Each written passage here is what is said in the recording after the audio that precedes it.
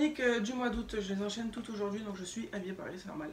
Nous allons parler de Sister Love de Norman Tiré, c'est le tome 1, mais qui est donc Sister Love. Alors c'est un livre que Octopus Libresque a surkiffé, elle a lu les 3 tomes, elle m'a dit tu vas voir c'est génial, c'est génial. Et c'est vrai que c'était vraiment plutôt pas mal, c'est pas un coup de cœur mais c'était vraiment plutôt pas mal.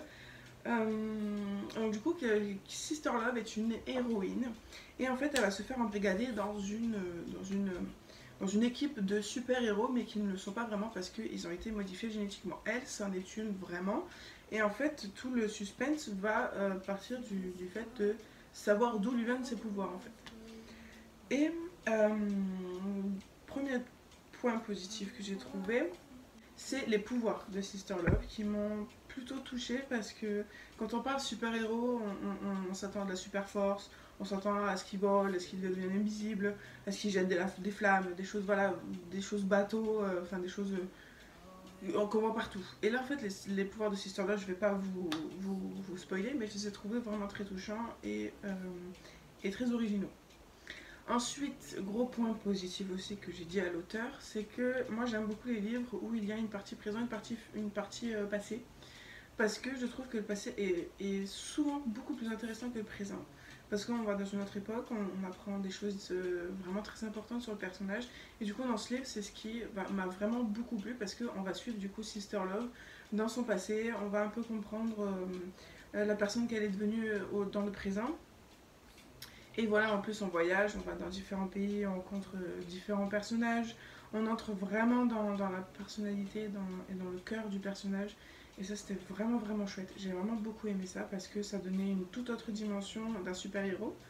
Parce que voilà, pour nous les super-héros, comme c'est présenté, ils sont forts, ils sont costauds, machin. Mais on va rarement dans leur passé pour vraiment savoir ce qui s'est passé et ce qu'ils font de ce qu'ils sont. Pour ce qui est du rythme, il n'y a pas de souci. C'était peut-être au début, c'était peut-être un peu long.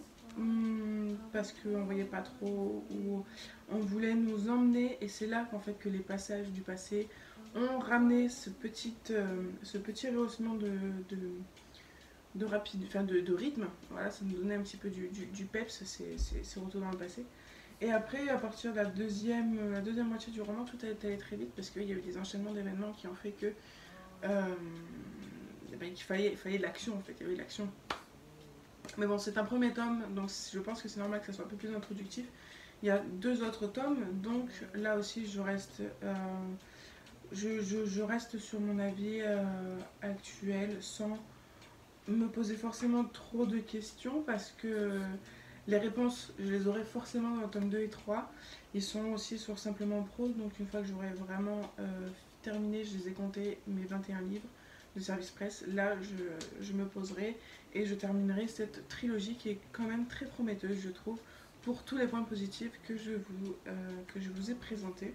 Parce que voilà, ce n'est pas du super-héros banal, ce n'est pas du super-héros que l'on voit tous les jours, c'est vraiment quelque chose d'autre, quelque chose d'original. Et c'est une femme aussi, c'est une femme. Parce que dans les Avengers, elles sont pas beaucoup quand même. Dans les Avengers ou dans tous les autres comics qui puissent exister. Mais bon voilà, moi j'adore les Avengers, donc c'est ma référence. Mais voilà, ce qui concerne l'écriture, aucun souci là-dessus, c'était très fluide. Les chapitres sont très courts, donc franchement il n'y a aucun souci là-dessus. Voilà, c'était juste peut-être le temps que l'histoire se mette en place, qu'on donne toutes les clés pour commencer à s'immerger dans le bouquin. Mais voilà, vraiment une bonne lecture. Donc voilà, pour moi cette chronique est terminée. On se voit demain pour la prochaine. Gros bisous.